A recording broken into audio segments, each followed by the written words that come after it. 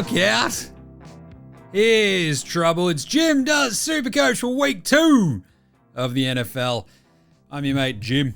You can see me on NFL Straya as well. And before we actually dive into SuperCoach, make sure you're listening and subscribe to NFL Straya.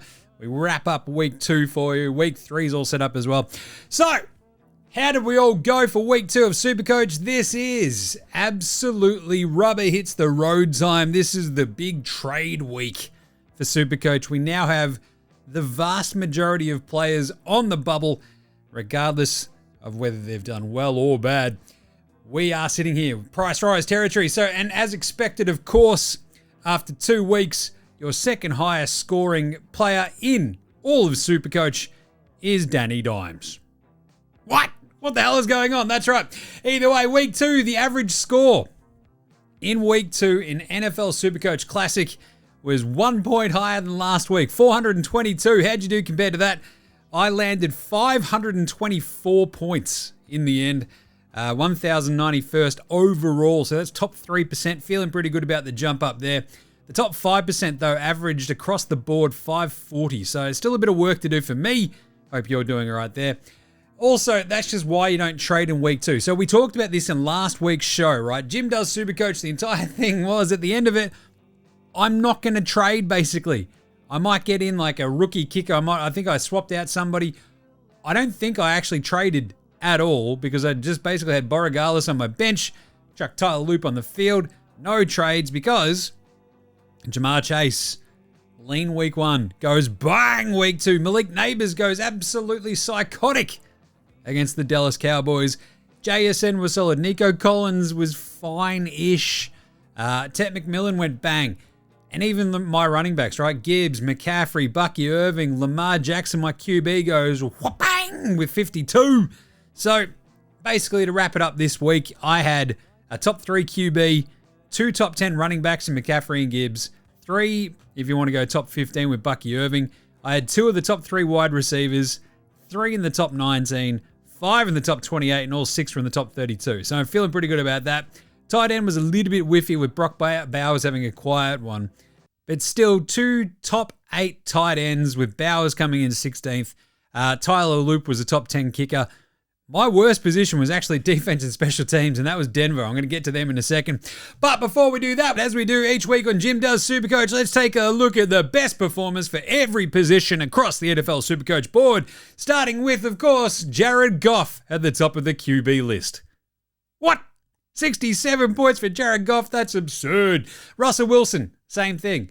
That Giants team managed 6 points in week 1. He rips off 62 SuperCoach points up against that Dallas Cowboys defense. Lamar Jackson tied for 3rd with my beloved Drake May at 52 points. Patrick Mahomes had 45. So did Dak Prescott and Danny Dimes. Not bad. Some pretty interesting names at the top, but it even gets more interesting because you got Bryce Young with 44. Despite the Panthers looking all out of sorts. Mac Jones had 43 points as well.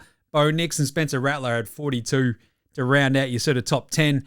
Pretty crazy gear. Even Jake Browning managed 41 this week, coming in for an injured Joe Burrow. And that is one of the big stories, obviously, this week. JJ McCarthy injured. Joe Burrow out maybe for the entire season. Who knows there? You've got a bunch of... Even Jaden Daniels has a question mark around him this week.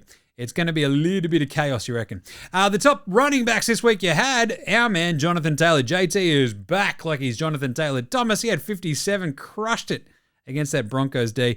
James Cook out there discovering 51 points. Very nice work for him against the Jets. Devon Achane with 44. Javonte Williams, that game was just absurd, wasn't it? 43 points for the Cowboys up against the Giants. 39 for McCaffrey. Rounds out the top 5. You did have Bijan Robinson and Kenny Walker at 36. Jimmy Gibbs at 35. Saquon at 32. Not bad work there. That's sort of your top 10 of the running backs. No real giant surprises there. Jonathan Taylor being back to his best is pretty awesome. Just saying. Wide receivers, Amon-Ra, the sun god. Amon-Ra St. Brown had 69 nice points. He went absolutely, what was it, 3 touchdowns, absolutely torched Chicago.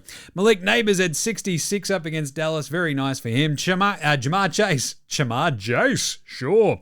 59 points for the Cincinnati Bengals wide receiver 1. Fascinated to see what happens next week for the Bengals. Just saying. Rome Odunze. Rome wasn't built in Odunze. 56 points for him. He was unreal.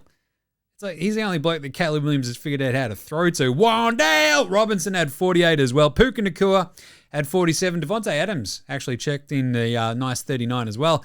The Rams looking pretty good. Those receivers, not bad. Hunter Renfrow, sure, had 40. Troy Franklin, 39. Jamison Williams with 35 too. The tight ends, because of course, Tucker Kraft had 42. Sure. Zach Ertz rocks up with 30. Old man Ertzy. Juwan Johnson had 26. Fergo had 24. Trey McBride, 21. Taylor Warren, the rookie, 19. Everyone's got him as well. Kelsey managed 16. Would have been a lot better if he had caught that pass at the end. Just saying, Brock Bowers managed only 12. The kickers, I mean, they're people too. Brandon Aubrey out there knocking in 64-yarders. That helps his score. 44 for him.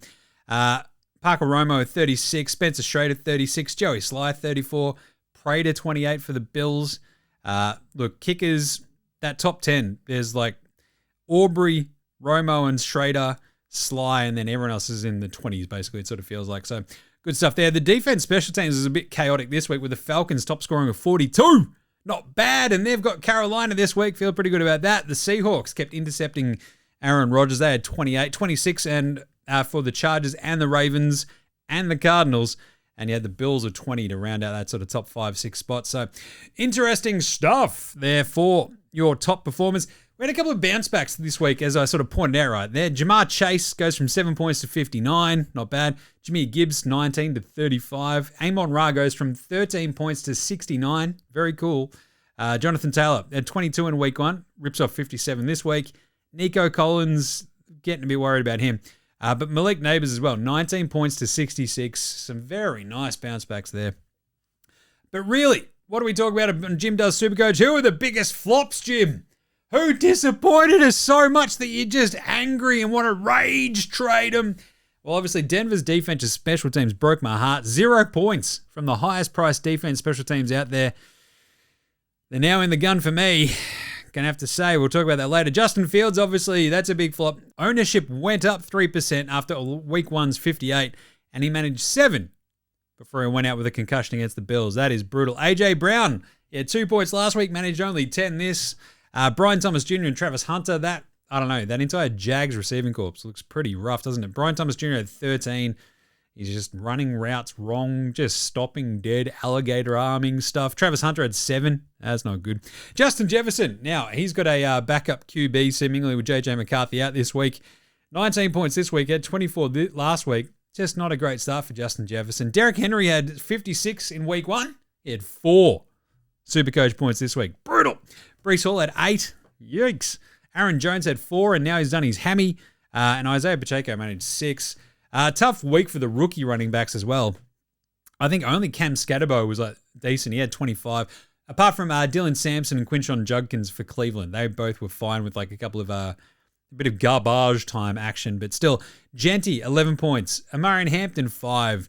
Trevion Henderson, 10 points. RJ Harvey, 5. Bill Krosky Merritt only managed 3 back on Friday morning. Rough gear there. Brock Bowers held the 12 points. It's a bit of a worry. Evan Ingram. He's been really tough if you've got him on your team for Denver. 3 points after 7 in week 1. So they are some big disappointments there. The biggest worries heading into week 3, Nico Collins. That entire Houston offense just feels really off. They've got no time to throw the ball. CJ Stroud sailing passes. He's rushed. There's like almost 0 run game, it feels. Jamar Chase and the entire Cincy offense, now that they've got Jake Browning in instead of Joe Burrow. But remember, Jake Browning, the drop-off isn't quite as chaotic when it comes to fantasy as you might think. For Jamar Chase, Chase Brown, T. Higgins, they probably hold 75 to 80% of their value. So Chase might be even more because of the way that the Cincinnati Bengals now structure their offense. He's the beneficiary of a lot of screen passes, and it feels like Jake Browning is going to be utilizing that as well. Chase Brown probably okay as well. T. Higgins might be the one that loses out a bit, just saying. So Chase, look, I'm a little bit worried, but after his 59 this week, we can at least afford to have a bit of a look. It's a bit of a tough matchup this week as they play the Vikings, but I've got bigger fish to fry when it comes to my trades. Jaden Daniels carrying a knee injury, so that's a bit of a worry for him, A. And then B, Terry McLaurin, Deebo Samuel, Bill Krosky, Merritt. It's all a bit up in the air, but they do play the Raiders. So the Raiders' run defense has been pretty solid. So you worry about Bill Krosky, Merritt, but his uptick might come from the simple fact that Austin Eckler is now out with that Achilles injury. So it's a bit of swings and roundabouts there, but if Jaden Daniels actually plays, don't mind their chances against the Raiders. And Scary Terry, Deebo, I just worry about Jaden Daniels' actual value himself. I think the rest of that Washington offense might be all right. Obviously, J.J. McCarthy, that high ankle sprain for him, it's a bit of a worry for Justin Jefferson. Obviously, Aaron Jones out as well. They bring back Cam Akers. I don't think we need to really worry about that too much for the minute. But Justin Jefferson, am I crazy for thinking he actually might have a bit more value with Carson Wentz under center slinging that ball downfield instead of J.J. McCarthy? Maybe. So I wouldn't be trading him out just yet, just saying. The entire KC offense feels a bit like just off as well. Mahomes is still scoring pretty high. Kelsey, it's a bit weird. Pacheco, just, oof, it is all over the shop. The Jets, Justin Fields being in concussion protocol. What does it mean for Garrett Wilson, Breece Hall and stuff? Probably a bit of an uptick for Breece Hall if they have Tyrod Taylor next week. Maybe also for Garrett Wilson, because I haven't been wildly impressed by Justin Fields. And the other big one, a bit of a worry, but is it Jalen Hurts and all of the sort of Philly offense against KC? That was a defensive slog of a game, if you watched it. Hurts managed 23 points this week against KC. Now he plays the Rams. A.J. Brown is completely off the boil in terms of SuperCoach scoring. Devonta Smith wasn't too bad. Saquon's still solid, but yeah, I'm just a bit worried about it. That's the sort of stuff we're keeping our eyes on. So, who are the biggest surprises after 2 weeks? Well, obviously, Danny Dimes, 45 points against Denver this week. Top 2 QB in NFL SuperCoach. Priced at 16.4 mil. His break-even's minus 21, and he plays Tennessee this week. Titans allowed 2 touchdowns and 300 yards, basically, to Matt Stafford week 2, so that's pretty nice. Jared Goff had the 67, obviously massive. Russell Wilson, 62. Drake May's 52. Jonathan Taylor's 57 against Denver. Ramondre Stevenson had 36 points this week against the Dolphins. I'm just saying, I think you can run on the Dolphins. James Cook probably in line for another big week up against them. Wandale Robinson with 48. Pretty good after 17 in week 1. And Troy Franklin, the rookie, out there for Denver. 39 points. Very nice for him. Quentin Johnson managed 44 after... he had 44 in week 1. Managed another 29 this week. Emeka Egbuka had 21 this week after 42 last week. And Zay Flowers wasn't too bad. 22 in week 2 after 48 in week 1. The other ones that were kind of weird were Diami Brown had 29 and Alik Ayumana. He was out there catching just insane passes from Cam Ward in Tennessee. Tucker Kraft goes bang for his 42, of course. Some interesting sort of spots there. Tucker Kraft, it's a weird sort of situation where you go, well, he was playing against Washington and their tight end defense stinks. And he is basically their best receiver at this point. Jaden Reed goes out of that game. Maybe Matthew Golden gets a look this week, but I'm going to talk about him later. So, those are the surprises. Those are the disappointments. Who are the cash cows we're watching now that we are on the bubble? Well, it's very simple. Danny Dimes. He is looking completely rejuvenated. Looks like a completely different player, to be honest. Plays against a Tennessee team that, as I said, gave up plenty of points to Matt Stafford last week. A minus 21 break even. That's huge. Looks like he's going to rise. Like that break even is minus 21. Projected price right at 2.9 mil. Starting at 16.4. He's a really, really good downgrade target, which is what I'm going to get into in a second when we talk about the best trades. You can downgrade to Danny Dimes. Maybe miss out on a bit of a price drop for one of your players. Get in a little bit of extra cash as well. And you can sort of really start building out your team to be all guns pretty quickly, I reckon. Outside of that, Michael Penix, if you don't mind that sort of mid-price QB, his break-even is minus 9. He had a pretty quiet week this week, but plays Carolina this week and could go whack. Cam Ward, in terms of the cash cows, 4.7 mil. His break-even is 0. So if he's out there doing anything against Indy, we're laughing. And the other ones out there, in terms of your cash cows, J.J. McCarthy. So what do we do with J.J. McCarthy? I'm going to leave him currently on my bench for the simple fact is we don't know when he'll be back. How long is he going to be ruled out for? He probably misses this week, maybe next week. I'm actually probably okay. I'm probably just okay with leaving him there because he is still going to rise pretty dramatically if he comes back and does, well, anything, because with that minus 37 break even, if he does anything, by the time he actually gets back out there, he's going to raise pretty dramatically in price, 2.6 mil at least, and could go whack if he gets it going a little bit. But Danny Dimes is obviously the big one, minus 21 break even, 2.9 mil price change projected. Michael Penix, 2.1 mil from his 9.6 starting spot as well. Spencer Rattler is a bit more expensive. Don't know why you'd be starting him at 11.8. Same with Mac Jones. It's kind of a nice story for Mac Jones, but I can't really say jump on there. Whereas Cam Ward, 4.7 mil, break even to 0. He'll rise a little bit, not too chaotically though. Just depends on how he goes. Now, the running backs is a bit more of an interesting one, right? You've got Javonte Williams priced very nicely at 8.7 mil if you want to downgrade one of your other higher priced running backs down to him. He has a break even of minus 37 and plays Chicago, who we saw last week get absolutely obliterated by the Detroit Lions. So that could be a pretty nice price rise for him. Travis Etienne, I'm a little bit worried about his job security. I think Bashal Tootin is probably going to be just knocking on the door. Etienne's got a minus 21 break even, 8.6 mil. I'd probably steer clear of him. Jalen Warren, minus 16 as well, but just he's priced at 7.9 mil. The Steelers offense looks just all sorts of weird, and I just don't know. So I'll probably steer clear of him as well. Bashal Tootin's 3.7 mil. He's got a break even of minus 12. I'll probably be targeting him. But the other rookies as well. Ashton Genty, minus 9. He'll be fine. It'll be all good. There was Pete Carroll coming out and talking this week. We can probably use him in the pass game some more. Bill Krosky Merritt, interesting one this week, but then maybe gets a little bit easier. Break even to minus 13. And Marion Hampton, one of the favorite trade out targets this week. He's got a break even of 4. Makes a little bit of sense. They've got a tough matchup this week against Denver. And I'm steering clear of Dylan Sampson, who's got a big break even as well because he's got Quinshon Judkins coming in, probably taking a lot of their snaps. For the wide receivers on the bubble, the cash cows, look at Rome Odunze, minus 41 break even. What is it? He's got an $3.2 million projected price rise. And that's great because he's priced at 8 mil.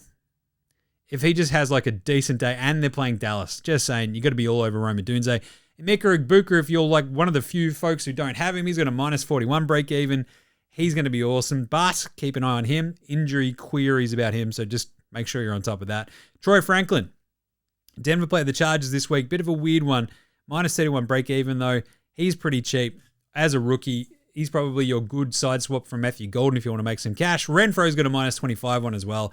Det McMillan, minus 21.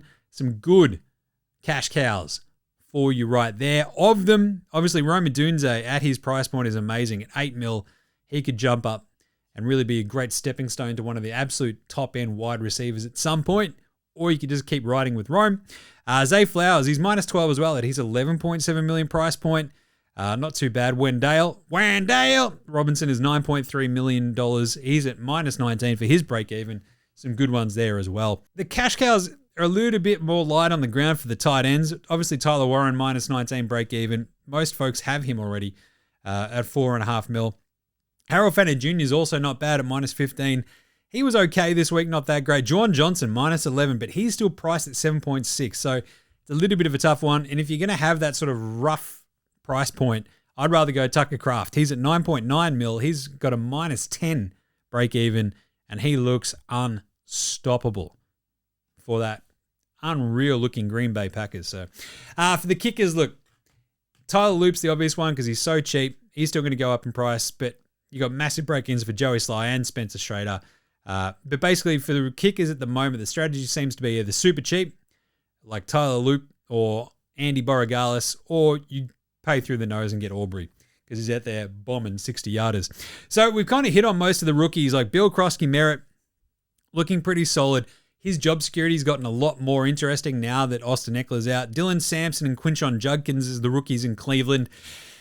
It's going to be a real weird timeshare. I think Judkins looks pretty good. Sampson, it might be the odd one out. RJ Harvey, look, he had a rough week this week. I think he bounces back. That Denver team, rough matchup this week though, so keep an eye on him. He might drop at some point, but he'll be good, I reckon, towards the back end of the season. Trevion Henderson, we're keeping him as well. He's going to be fine. Give him a couple of weeks to sort of get into the pass protection sort of aspect of the game. That's why the Pats were using a lot more Ramondre, but I still believe in Trevion.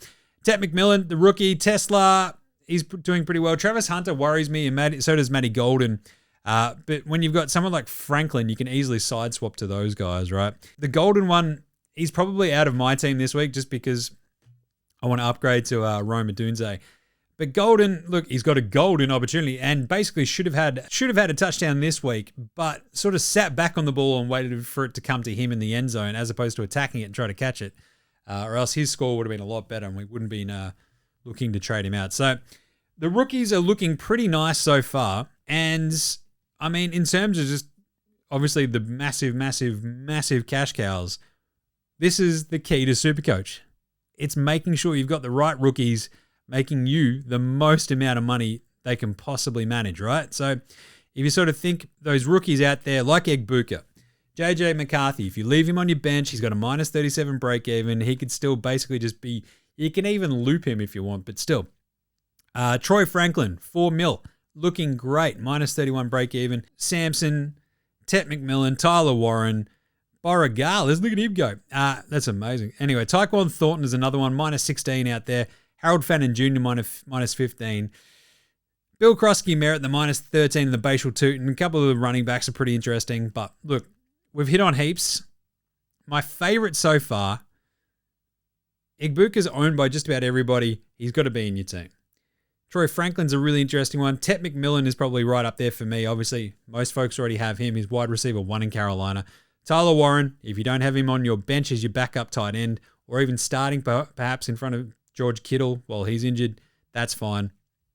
But outside of this, like, we're sort of just looking at a lot of opportunity. We're looking at utilization, and we're looking at potential from where they go now, right? So Egbuka's the big one. Bill Krosky Merritt, minus 13. Love that for him. Minus 12 for Bashal Tootin as well. Cam Scatterbo's an interesting one, but it's just hard to fit him on my team, right? I think he's going to be a really, really good running back, and he's going to get used a lot by the Giants. But right now, I can't fit him on. Genti will be fine. He's still at minus 9.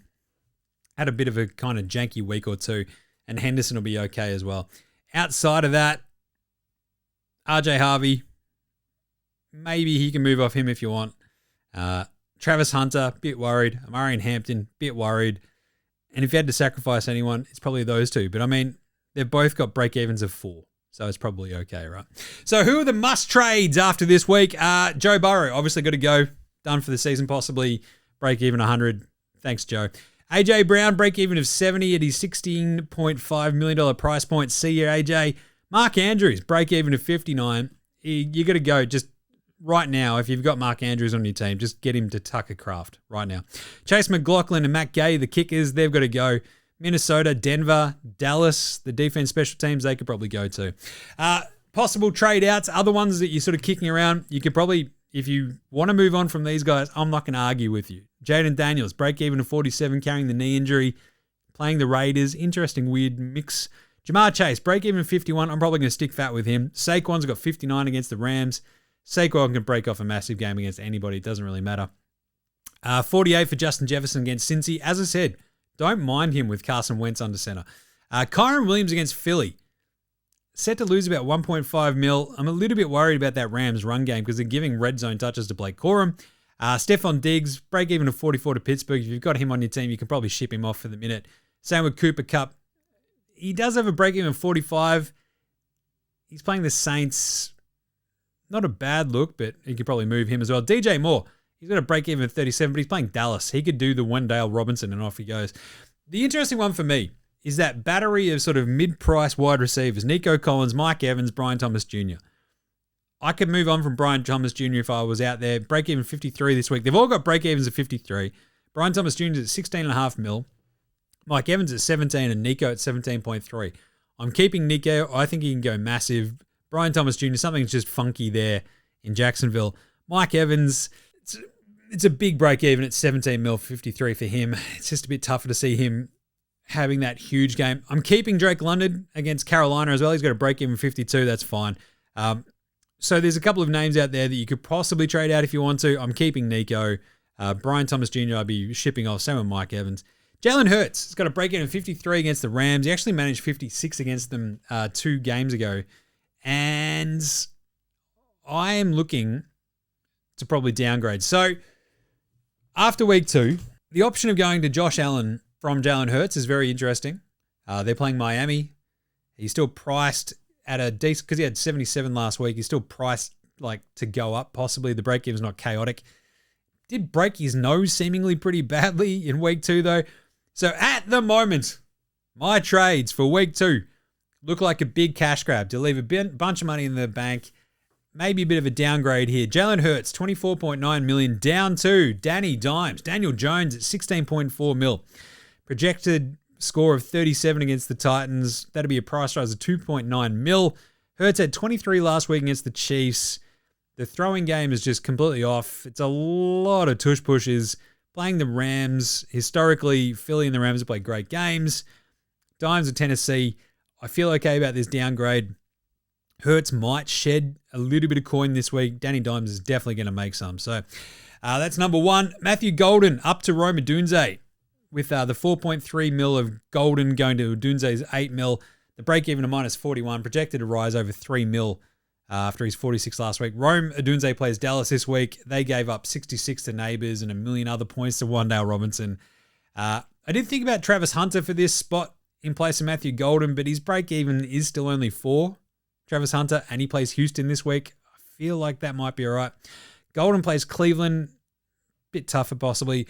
Franklin is a sideways swap as well with 2.2 million possible profit. Is also a thought if you want to go from Golden to Franklin. I feel okay about that, but I'm going up to Rome Odunze because I'm also going to boost in week 2 from the Denver Broncos defense special teams, 12.4 mil down to Seattle, which is only 9.1 mil. Seattle's got a break even of 5. Projected only for 13, but they do play the Saints, and they are playing at home, I believe. They had 28 this week against Pittsburgh. Spencer Rattler does not scare me, and I feel like the Seahawks could go huge. Or you go from Denver, 12.4 mil, down to Atlanta, 6.3 mil, playing Carolina. Atlanta had 42 SuperCoach points this week. Their break-even is minus 13. They could rise 1.3 mil with a projected 14 points. They could go even bigger than that. Arizona had 26 against Carolina this week. So just saying, you could do that, save even more coins. So I'm going to put a bit of money in the bank. Basically, I hope that Danny Dimes has another big game, outscores Jalen Hurts. I think Rome Odunze is going to go through the roof. He will definitely outscore Matthew Golden, I reckon. And it would not surprise me in the very least if Atlanta definitely outscores Denver's defensive special teams up against the Chargers this week. Seattle could also do it too. So Atlanta or Seattle, it's all up in the air a little bit for the minute. But that's where I'm going to go. Week 2, this is, as I said, rubber hit the road time. That was a big wrap of SuperCoach for you. Let us know how you're going, how your trades are looking, who you're going to move on from, who you've been disappointed from. Smash the DMs, jump on all the socials for Jim Does SuperCoach, and of course, all of NFL Straya's stuff on YouTube as well. We've got our power rankings coming tomorrow. We've got the picks coming out on Friday. Lots going on. That has been week 2, the wrap of Jim Does SuperCoach.